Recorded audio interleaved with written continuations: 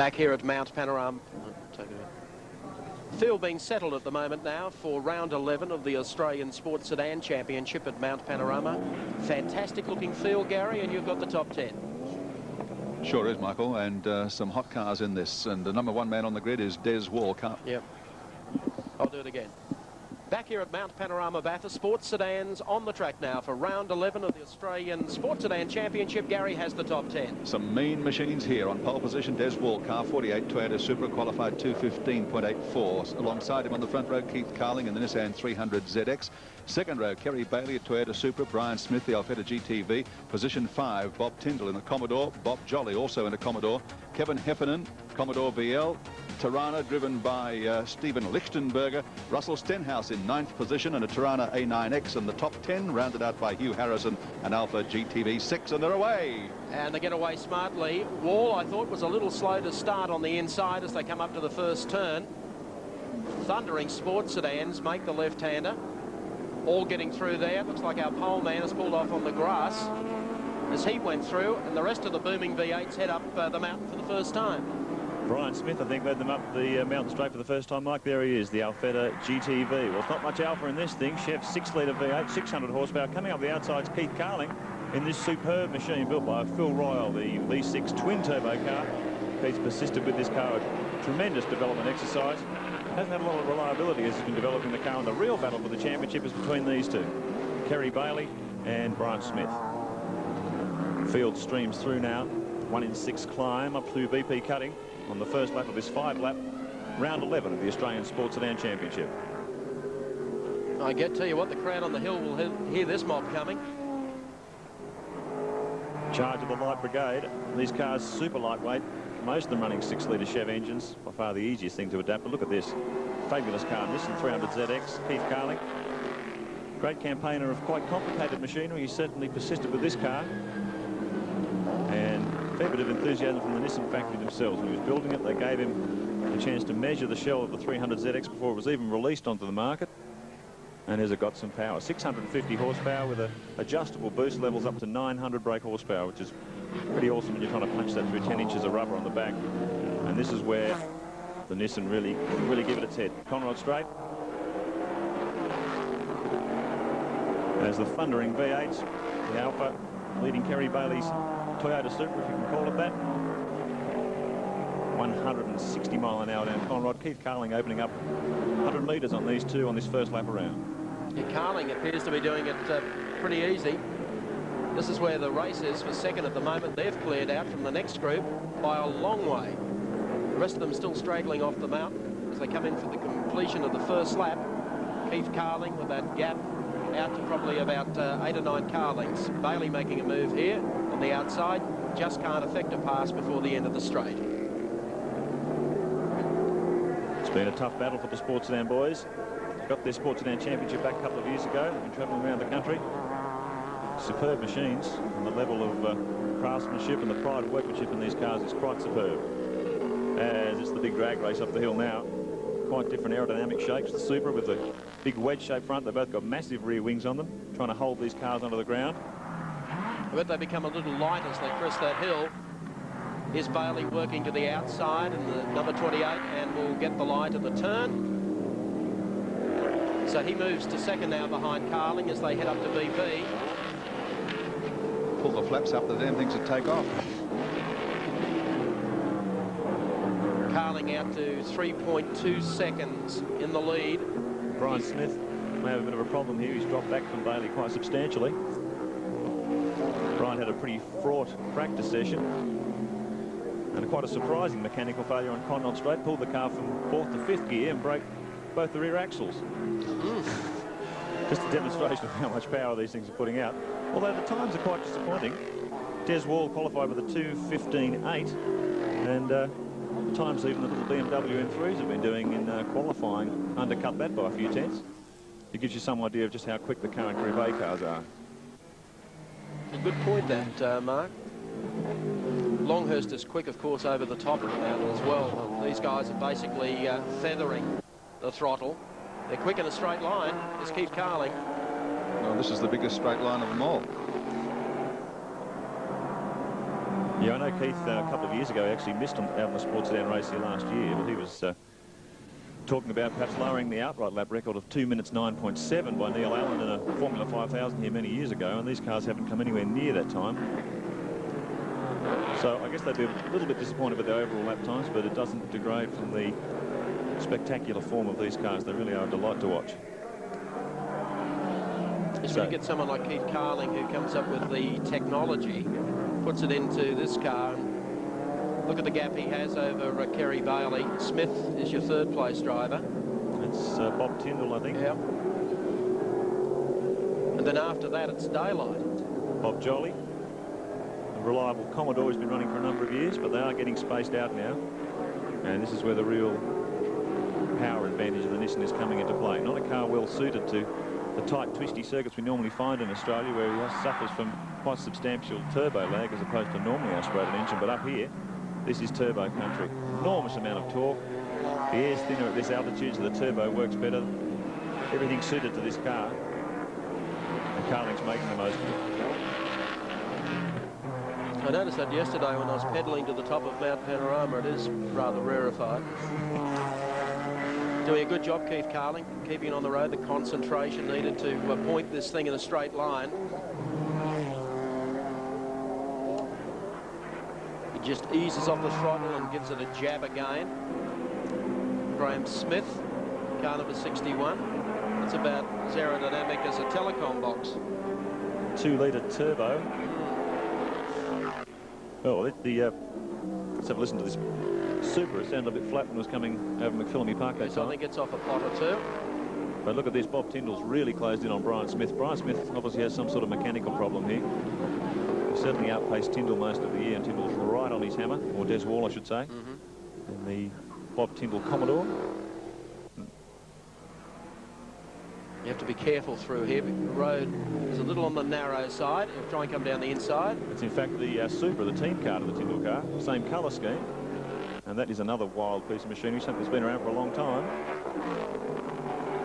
Originally started life as Bob Jane's Chevrolet Monza.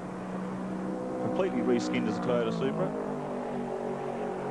So it just shows how many different lives these cars can lead. Brian Smith's coming back again, disputing this spot. Can't do much about Des Wall. So he closes up behind him.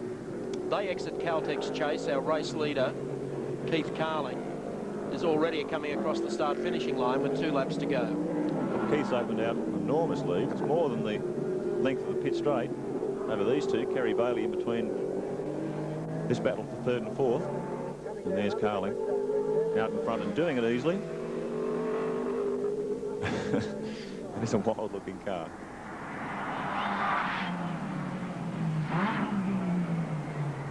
Looks like the big banana.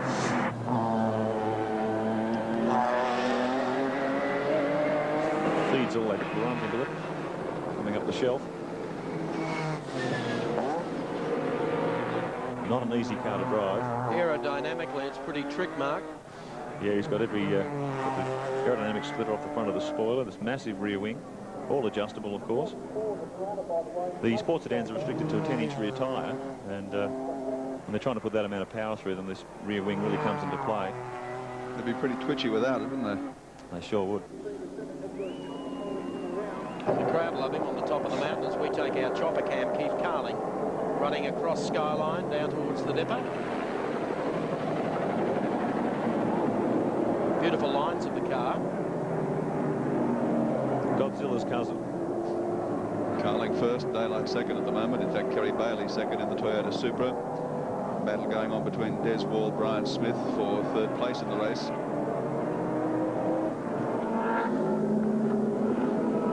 Well, a few back markers. Very varied grid in the Sports Sedan Championship round here today. Huge grid as well, 50 cars. Of every conceivable type, and some that were never conceived. You see a Tirana. Oops, here's a lock-up. Watch this one, just ahead of the pack. He was fairly loose getting through that turn.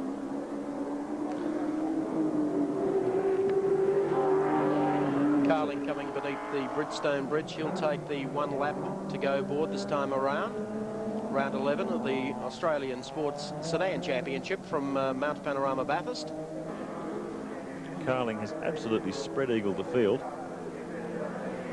Sprinting away, it appears, by seconds a lap as he heads up the hill in the last time around. Kerry Bailey's just passed us. It's out to 13 seconds. Massive lead in the 5 laps. Gap, isn't it? Over 5. With a category that supposedly should be close together. Just look at the numbers some of these faster cars are putting on the slower boys. This will do Kerry Bailey's championship position no harm at all. He's fought off his main adversary, Brian Smith, who seems to have some sort of mechanical drama. So if Kerry hangs into second place, this round 11 of the national title, certainly give him a healthy position as the championship progresses. Just gingerly feeding in the power. And it's gone off the song. Yeah. Big way. Oh, there's one in the wall up there, too. There might have been a yellow flag waving, a car stuck in the concrete. How'd you like to be Keith Carling dealing with all this? He manages to split a couple of those cars. Gets clear again. Looks great, doesn't it? Coming out over the skyline. Down through the dipper. Probably scraping everything. Yeah, through there.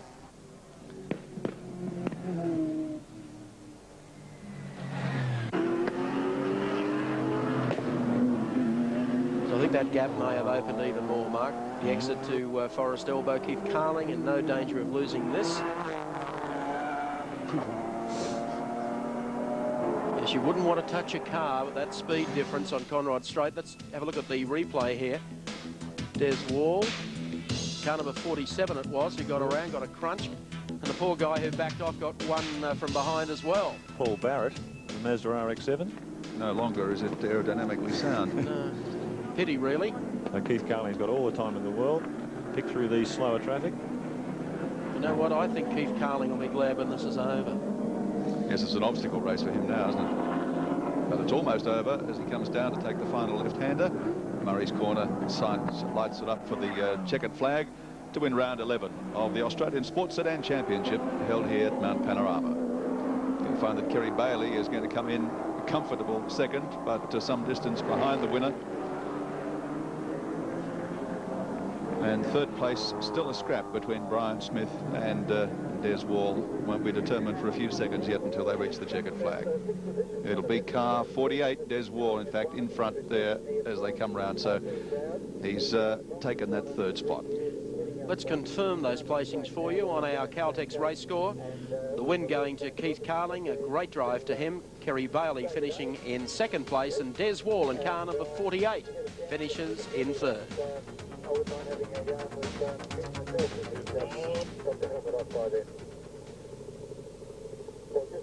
Very quickly, Bernie, Keith Carling's going to be a busy man this weekend. He's also joining John Burke in the red Supra at car number 29 in the Civic 1000 on Sunday. So a very busy man indeed. I must also point out that that has now changed the complexion of the championship.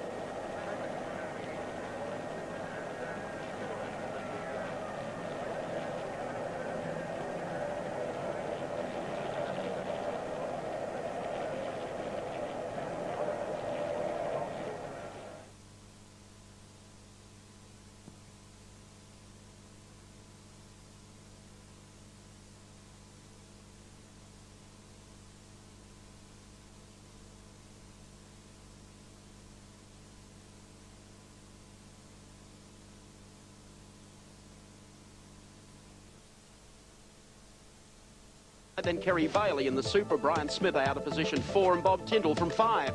From position number 6, it's Bob Jolly. From 7, it's Heffernan. Lichtenberger starts out of 8. 9 is Stenhouse, and Hugh Harrison rounds out the 10. This is the final round of the Australian Sports Sedan Championship. To call the action with me, Mark Osler. Wall is off the line, and we are away to a good start. One car stalled on the back of the grid. They managed to get it going toward the end, but great jump from Brian Smith. Oh, they've had contact there. Mazda RX-7. Oh, they're all going everywhere. Fiat. I think that was Michael West, wasn't it? 47. They got around in the first corner. They've all managed to get through there. Plenty of debris everywhere, but the race is continuing. They managed to gather it up. Meanwhile, at the sharp end of the field, Brian Smith leads them up the shelf for the first time. Keith Carling in the twin-turbo V6. 300 ZX Nissan. Let's have a look at what happened on that first corner. And the RX-7 twisted around, just scraped the inside of the Monaro there, and then all hell broke loose. Guys heading off on the grass on both directions. Yeah, plenty of variety here. Keith Carling with the twin-turbo V6 Nissan 300 ZX. And these 3 other cars were running 6-litre Chev V8s. Awesome power outputs, in excess of 650 from the Chevs. And I believe Keith can screw up the boost level on his car for about 900. He's probably done it there. Rockets past Brian Smith and the beautifully built Alfetta. So Carling takes control, using all the power advantage of that Nissan on the long Conrod straight. Coming down to Caltech's chase.